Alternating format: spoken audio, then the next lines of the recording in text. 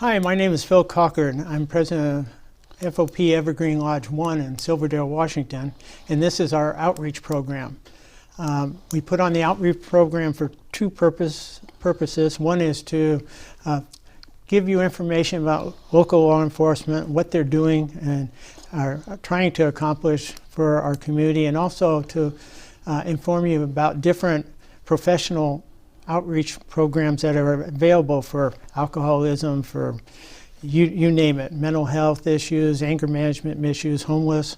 And if you go to our link, FOP lodge1.org, you'll be able to go to the link page, and we have over 100 different resources that are available, websites that you can contact. So whatever your needs are, go there for help and watch our show, and we'll fill you in on what's going on. Today, we have the honor of having James Schrimpsher. He is Vice President of the State Washington Lodge, and he's also the Chairman of our Legislative Committee. So tell us about yourself, Jim. So first off, thanks for having me, Phil. My name is James Schrimpsher. I've been in law enforcement for 27 years. I'm married to a peace officer who's also been in the profession for 27 years. And as of 2 years ago, we are the parents of a young peace officer. So our daughter decided to go into the family business.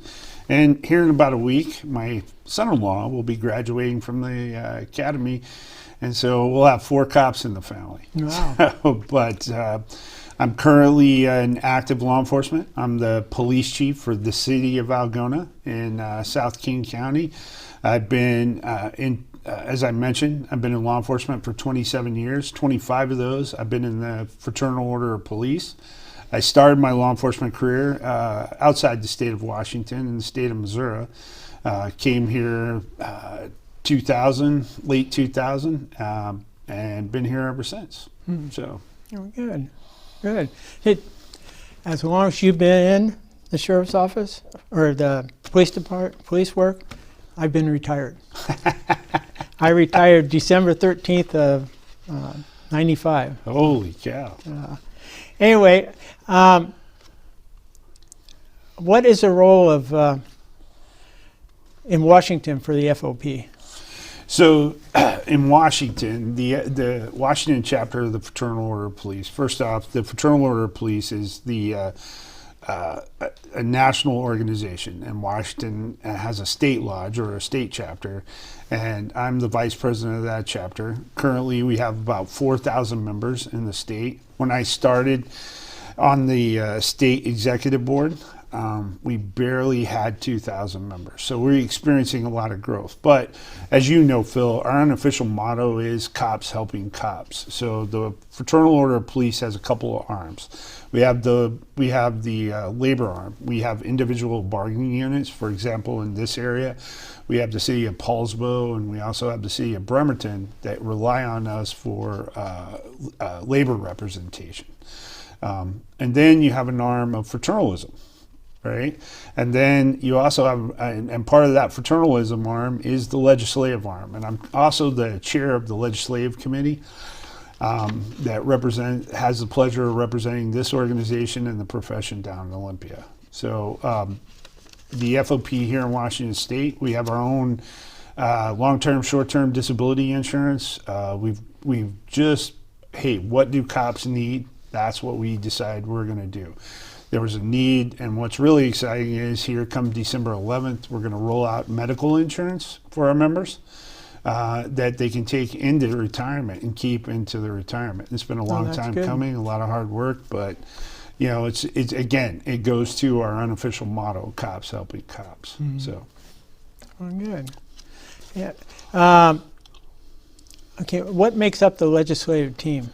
So the legislative team is made up of a committee of members. First off, the Fraternal Order of Police in Washington State is a member-driven organization. And so when I say that, we have the most diverse membership of any law enforcement group. So as you pointed out, a retiree can be in the Fraternal Order of Police, and the day a person graduates from the academy, they can start being in the Fraternal Order of Police. Like myself, you can be in management and be a Fraternal Order of Police. You can be a rank and file person. You can be in the Fraternal Order of Police. So we are truly the one organization that can represent the entire profession. There's other groups that represent certain demographics, management, rank and file, but we represent the profession as a whole. So that gives us a little bit more of a diversity of thought. And so our legislative committee is made up of members from all over the state, different levels of law enforcement in their career. So you'll have a detective, you'll have a sergeant, you'll have middle management, you'll have somebody like me. We also employ 2 attorneys and a lobbyist. And in my opinion, and I'm a little partial, we have one of the best lobbyists in the state of Washington working for us. His name's Michael Transu, who's also an attorney. So we meet. The legislative committee doesn't stop when the legislative session closes down.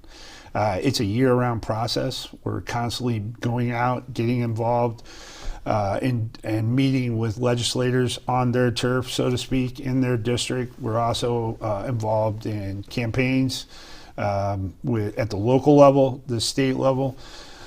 So it's a year-round process. We develop policy for our position on certain policy, and then of course in the legislative session we work really hard to represent both the profession and our organization. And you made a comment one time I heard you talk, and I was quite impressed with it, is that it doesn't matter the party that's in office, who the legislators are. You're there, our group is there to look out for the interests that are best for the community and for the police departments. And we want to be part of the solution. We have to be involved in the process. And that's what you guys are doing, right? That's correct. So our philosophy is this, middle of the road. I'm probably getting ahead of myself here, but you have to have a seat at the table, right? At the end of the day, in this country, and again, this is my opinion, but take it for whatever it's worth. But at the end of the day, we have to come together. We have to work on solutions together. Everybody has to come to the middle and work on those solutions in good faith. It does the community and it does our profession no good if we're polar opposites. We disagree on everything and we're just going to go to our corner and shout things at each other. We have to come to the middle and work together. We're not all going to get everything that we want at the same time, but we can work together and have a good dialogue. And so that is kind of our tact we have taken over the last 6 years. And that kind of goes back to, if you look at big pieces of legislation in the state of Washington, let's start with I-940. Remember, that was an initiative a ballot initiative to change the use of force standard in the state of Washington. So that passed statewide by 67%. Mm-hmm. So that's well above half. So that should be a barometer for us as, hey, we have to pay attention. Our community is speaking to us at the ballot box. And so that really started it for us going down this path of, hey, we need to engage and work with our community, listen to them, and see what they have to say. We may not agree with everything that they say, but we need to be at that table and we need to have a good conversation at the very least. The other thing that's cool about the FOP is other organizations try to find alignment, other professional organizations, they try to find alignment with a political party. We're not there advocating for a political party. We have Democrats, we have Republicans, we put all our personal politics aside. We're there advocating for the Fraternal Order of Police and our profession. That's it, pure and simple. We're not going to pick a side.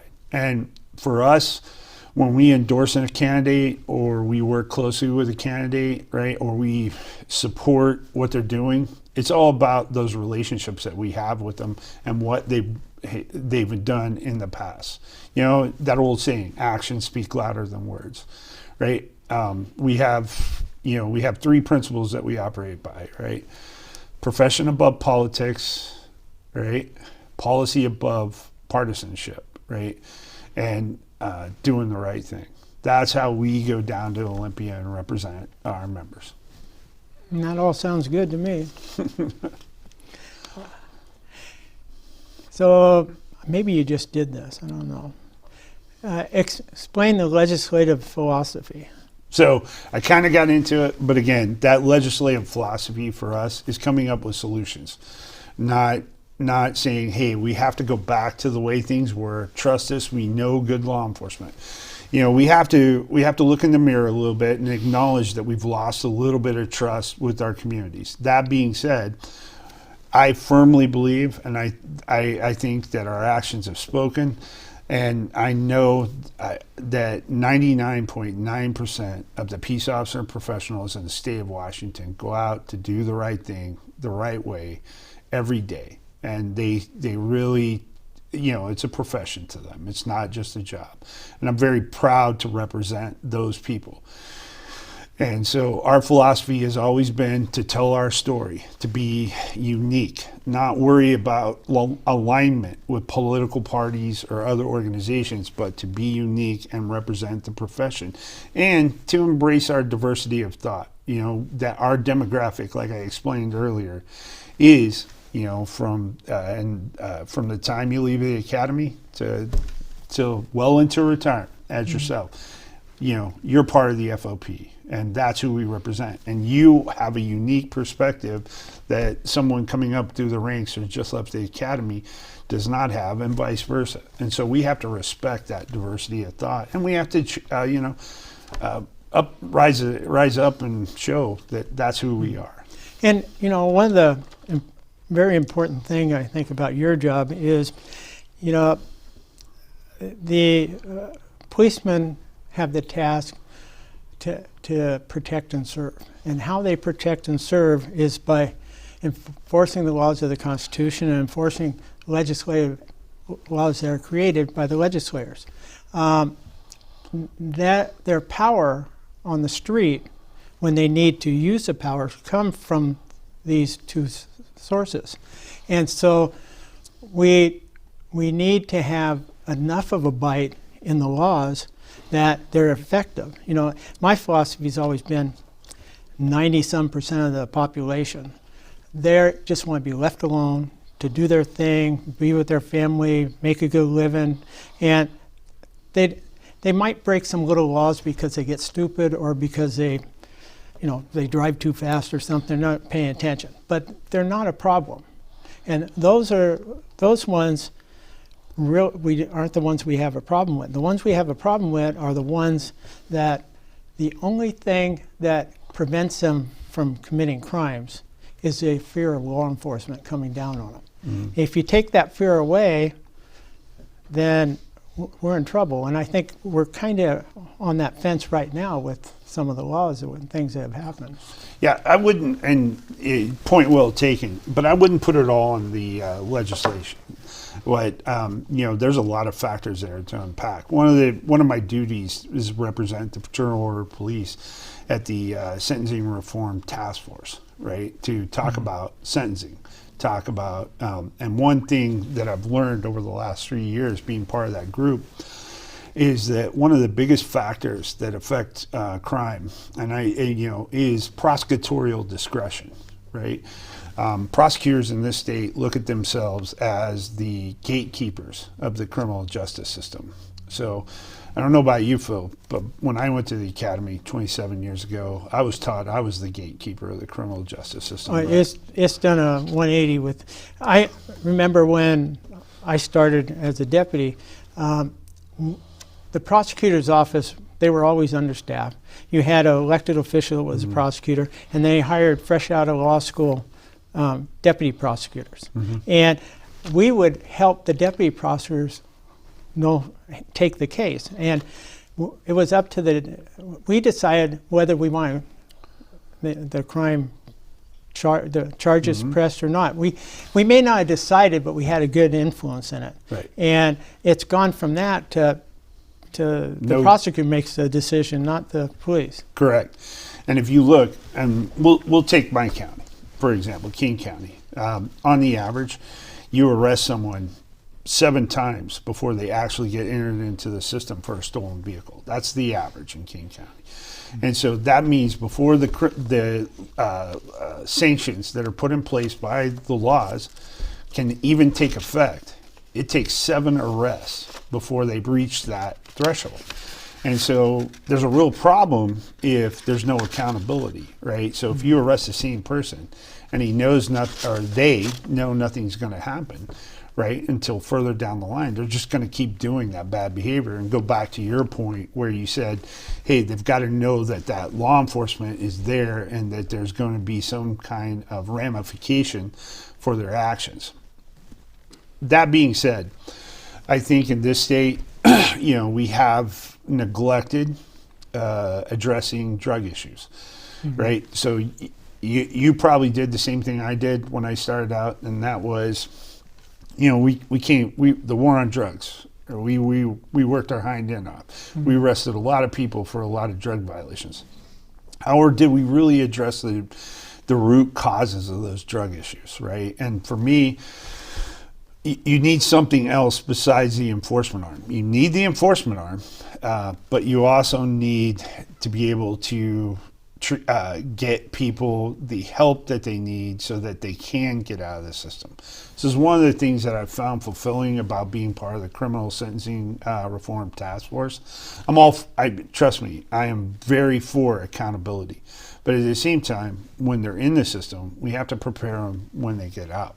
And we have to give them the tools to be successful when they get out. We can't warehouse people, is what I'm trying to say. And I think it's very important that rank and file officers continue to do the great work that they do, and people like me and others that are going to fight the good fight to say, hey, if you really want this system to work, you have to, there has to be equal work done, right? There has to be more discretion by judges, and this is my opinion, and less discretion by prosecutors. Things, at least with a judge, things are done in the light of day in a courtroom, right? One of the things that I've found really amazing about prosecutorial discretion, a lot of that's done behind closed doors and not in the light of day. And there's no really justification.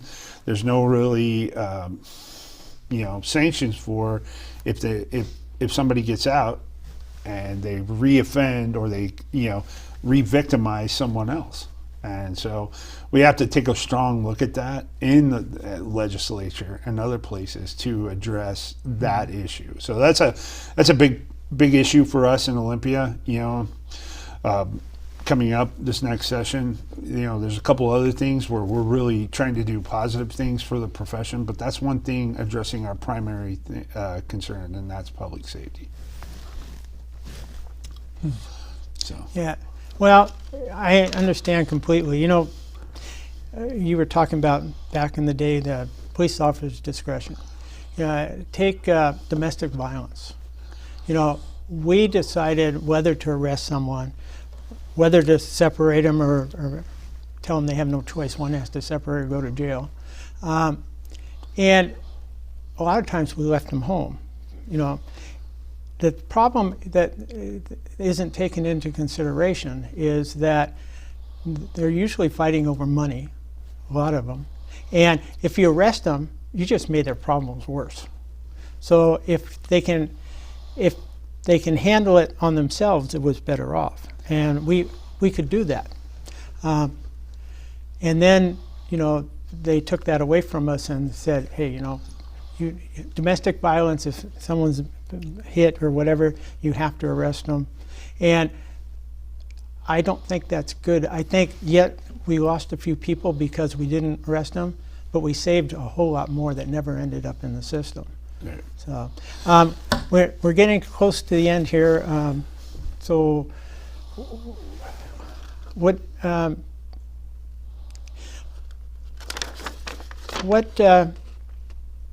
what does the future hold, you think, for FOP? So, as I explained earlier, the Fraternal Order of Police here in Washington State and nationally are on we're on a growth spurt. We have a solid trajectory that we probably will be the largest peace officer organization in the Northwest very, very soon. I think it's a great time to represent the Fraternal Order Police in Olympia, just because we have a lot of credibility. We've taken a lot of positions that were unique for law enforcement, and we have a good reputation for working with everybody in good faith. And I think it's a great time. From my perspective, and I just can't wait to see what the future holds. I have a motto. I'm getting to where you are. I always want to leave something better than I found it, and that's the way I feel about this position as the legislative chair and the vice president. Well, I know myself and a lot of the FOP brothers and sisters I talk to, we're all feel privileged to have you doing the job you're doing, and we think it's very beneficial to all the officers and to the community. Yep. We thank you for your service. Well, thank you, Phil, and thank you for having me again today. Yeah. Much Well, appreciated. anytime you want to come on, you're more than welcome. Absolutely. Thank you. Anything else you'd like to add? Nope. Okay. That's our show for today. We'll be back with another show here down the road. Keep a look. I'm told that 9 p.m. on Saturday, the cable channels will be hosting it. One channel is Channel 3 that's on, and I think it's on another channel. Anyway, we'll see you down the road, and stay safe out there. Thank you.